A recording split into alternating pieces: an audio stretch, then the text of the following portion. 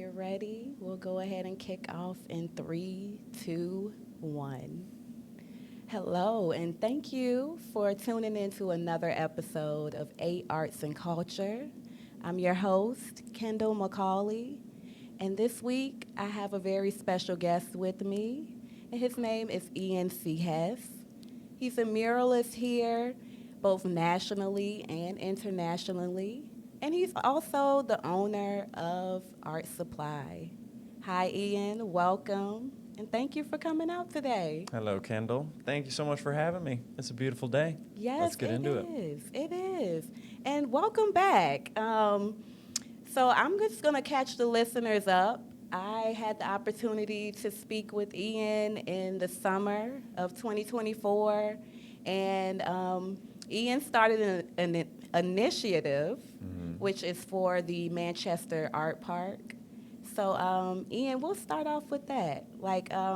Would you mind providing us with like a brief background on the Manchester Art Park initiative and where you are in the process? Yeah, absolutely. We actually met underneath a bridge for the first time, which underneath that bridge, south side of the river, is where the proposed park is supposed to be. So when I was thinking about what I would love to see in Richmond's future, and what the art scene is going to look like, and sort of how do you keep people here? What's a place to go? How do we foster new artists? How do we keep talented artists? I had an experience in Amsterdam, actually, which is shining, shimmering jewel of a city, one of the best, I think, on the planet, at least that I've been to. And they had a very easily accessible park that was underneath a bridge. It was called Flavo Park. And I painted there 5 times or so, and I was sort of just taken aback about the ease of to be able to paint, to be able to just make something in the city without permission, without a budget, without approval, and going back and forth with whoever's commissioning it or working with a business. It's sort of just a place to go and practice, to meet people, to paint. And I just absolutely fell in love with it, and every part of it was just kind of like, why isn't this in Richmond? And when I came back, it was right around the time that I had decided to start Supply, which is Richmond's only locally owned art supply store on West Broad Street.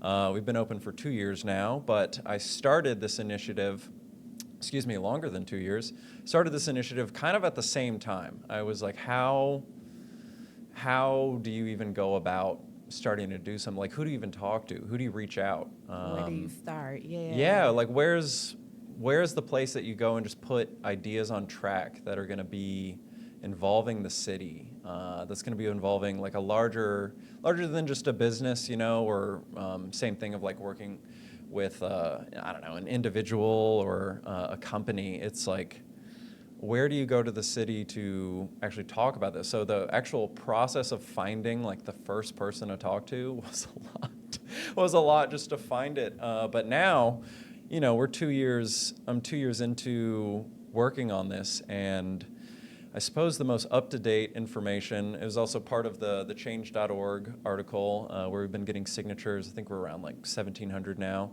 Awesome. Kind of did a big update on that as well. But we, through the requirements of doing a place like this, and sort of to be like a liable company, some sort of entity other than the city, because the city most of the time doesn't want to be liable for for just about anything.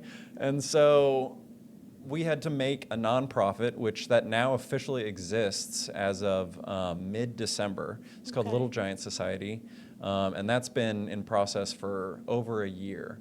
So that's been made. The signatures are higher than ever. I have the endorsement of the police department, which is a huge deal. They're very much worried about safety in general, but I was also worried about the park being used as a place to almost like take heads.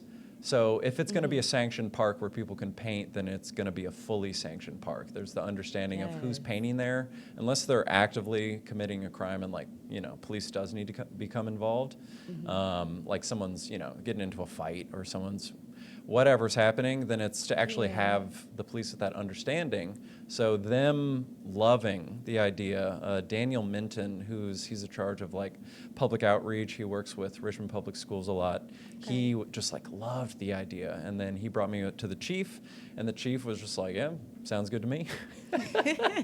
And he's done the endorsement, and I have like half of council, and I have 2 verbal endorsements from Danny Avula.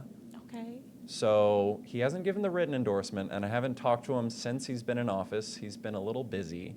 I get it, Yes, but shout out to the mayor. shout out to Danny. You handled it with grace. You inherited a Yes. broken system, and you're making the most out of it. But I have to say, Danny, let's make this park happen, man. If you got staff that's listening or you're listening, it's time to make this park. And I think for the city too, it'd be a massive PR win. So we're currently looked at as a capital city with water problems next to a river. Well, And we got yes. water problems in there. We're fixing But through we're it. pushing through, yes. No doubt. Yes. So I think with the endorsements, the signatures, popular support, the involvement of the police, and sort of all of the things that the city was initially worried about when 2 years of proposing it to all the different departments.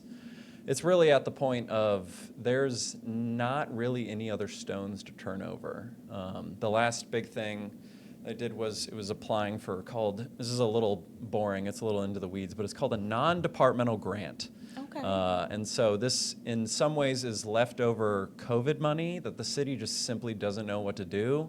So it's sort of this like grand designation of non-departmental grants that can be applied for. It was like an 18-page, 18 separate attachment, huge write-out, the full deal to sort of summarize everything in 2 years and put that into a grant and answer the question of what would this be doing for the city. So that's been applied for, and it's bouncing around all of their different departments and approvals. And I'm sort of just waiting, sort of doe-eyed, like, please say yes. Yeah. Yes. But if Danny says yes, we got ourselves a park. Yes, I'm waiting on it to become a reality. I know for me, when I first found out about it, I actually found out through Facebook. Did you? Okay. Yeah, I seen the petition on change.org, and I don't know how I found your email, but I reached out, and I was like, I have to spread the word on this because I'm familiar with the Manchester area, and that's my community.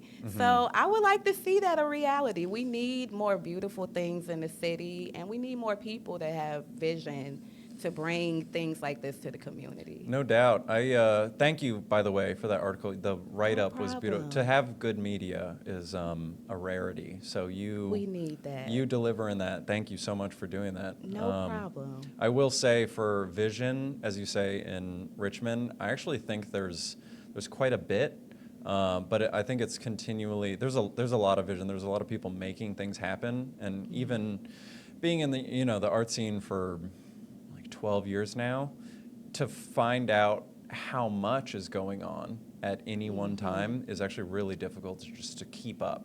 And so, because it's Very kind of all over true. the place, it's scattered over here, it's in all the Yes. different sections of Richmond, but I think a lot of them are faced with, who are trying to make bigger things happen, are faced with kind of the same question as like, where do you start? Where's the place you go? How do you actually like communicate this in a way and like work with people who can help make it happen? And I say that Exactly. road is very obscure. It's winding, It is. labyrinthian. Yeah.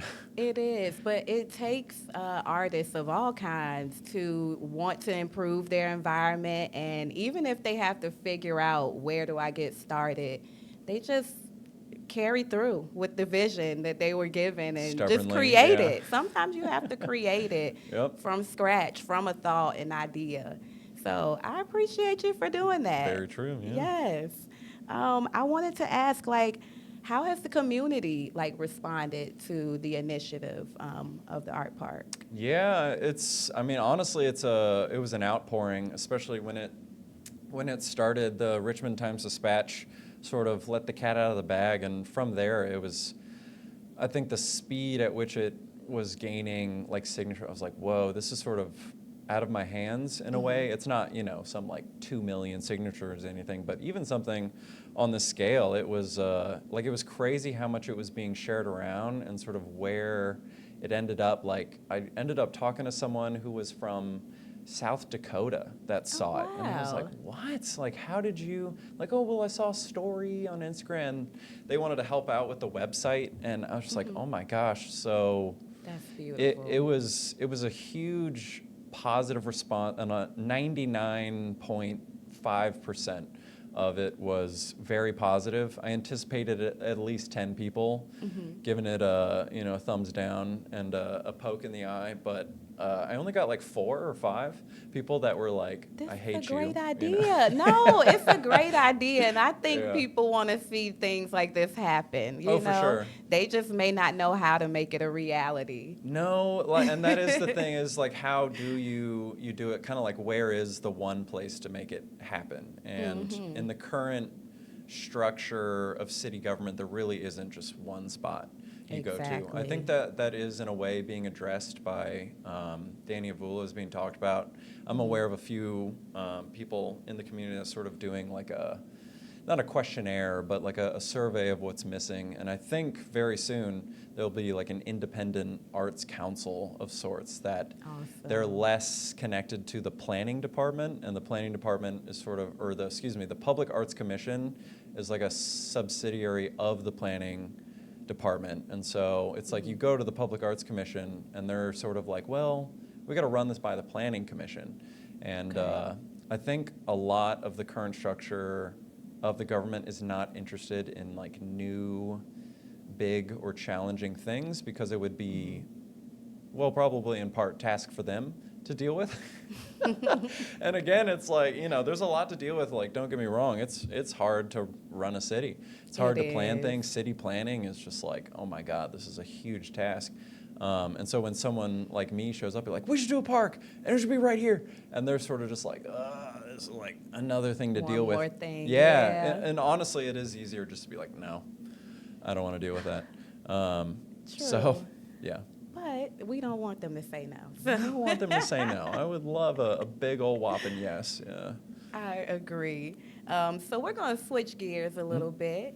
So as a muralist, both internationally and nationally, can you share with us like some of your previous projects or current projects that you have in like more particularly Central Virginia? Yeah, absolutely. I'd define myself more as like a fine artist. Murals, I haven't been overwhelmingly successful. I've done murals around the country, and I've done them internationally, but still the amount of murals I've done is much less so than how much like fine art that I namely make. Especially right now, I don't know what's going on. All of a sudden it feels like a seal's been broken or something for going at this for 11 years nonstop. Suddenly I'm being invited to show at galleries, and I'm like, oh my goodness, what is going on?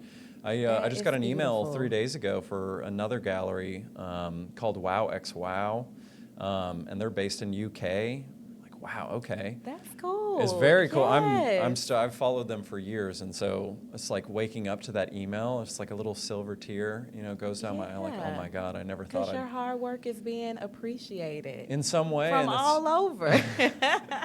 That's very sweet. I'm sure there's plenty of people who don't appreciate, but I love what I'm doing. I've been doing it for so long that seeing it reflected in those ways is like, oh my God, like to be seen in so many hours of sitting in the studio that it's just like you're sort of, you're by yourself. You make something happen in the quiet studio, dedicated, disciplined hours of trying to make these things happen, and then all of a sudden someone from like the UK is like, I love what you do. And recognizing your work. And recognizing it, inviting to be a part. So it's like, it's amazing that that's going on, but it's like I said, the seal is broken. There's also going to be showing in Philly in March. I'm finishing a piece right now that's in 3 days. I have to send off to Portland, Oregon. That's going to be part of a gallery called Brassworks Gallery, a Memento Mori show. Remember that you're mortal. They're like, I think your work work with this. I'm like, I think about death That's all the time. cool. This would be great. So it's like I'm very, very blessed right now. I'm counting my lucky Yes. stars. Definitely practicing some gratitude to actually be invited to these things. It's a blessing. Yes, well, keep sharing your light and keep us posted at 8 News. We love to hear about what you're doing out here. We have to shine a light on the local talent in Mm-hmm. Richmond, and more specifically Central Virginia, because it's a lot of homegrown talent out here. And For sure. yeah, It's largely, there's a lot, I'd say there's a large institutional lack of appreciating the amount of talent that we have here. You know, I wouldn't be starting an art supply store if there wasn't talent all over the place. I don't exactly. think we'd have, you know, one of the nationally recognized biggest mural scenes if there wasn't talent everywhere. And it's like there's so much talent that's coming from fine arts to murals to leatherworking to tattooing. Yes, to uh, dance, to to band. theater. Oh my God! Yeah. Even beyond like visual arts, like we're just like Film. we're Richmond drenched is in it. also a film place Yeah, too. So it's a lot of great things going on, and it takes creators to just keep creating, even though life is lifing, as they say life is it. life. Yeah, Yeah, but it's good that we keep going and we keep finding those outlets. So yeah, we're blessed. It's pretty cool. yes. But before we wrap up, I wanted to ask, can you tell us about Art Supply, where you're located, Mm-hmm. and what kind of products and services you can find in Art Supply? Oh man, just on Monday, this Monday, we did. I say we. It's mostly me doing it. Your team? I had some help. I had some help for the woodworking. Excellent gentleman. His company is called Goblin Woodworking. He Okay. is also a wizard because he pulled off amazing new shelves in the shop. We did a full reformat. I sort of called it like Supply 2.0. It was everything changed around, thousands of new items. And it was the full setup. Everything moved around. There's like a double-sided extra spray paint shelf. There's a new one in the corner. There's a new window shelf. Got a new brand of Yes. spray paint, new markers, new paints, all sorts of things come in. It kind of felt like the new year. It needed 2 years being in.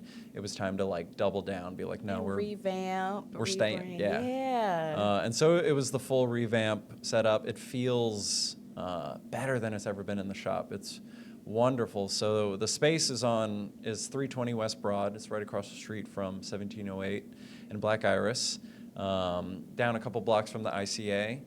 And yeah, we've been there for 2 years and 2 months now, and it's bigger and better than ever. It's very exciting. That was an insane amount of work to get that Yes. set up. It's a small space, but it's jam-packed floor to ceiling in Art Supply. So you should come down to Supply. Yes, make sure y'all come out to Art Supply. And thank you so much for sharing, Ian. Absolutely. I really appreciate you for coming out here. It's good to be here. It feels like the official lights. Thanks for having me on. You're always Yes. very sweet to me, so thank you so much. No problem.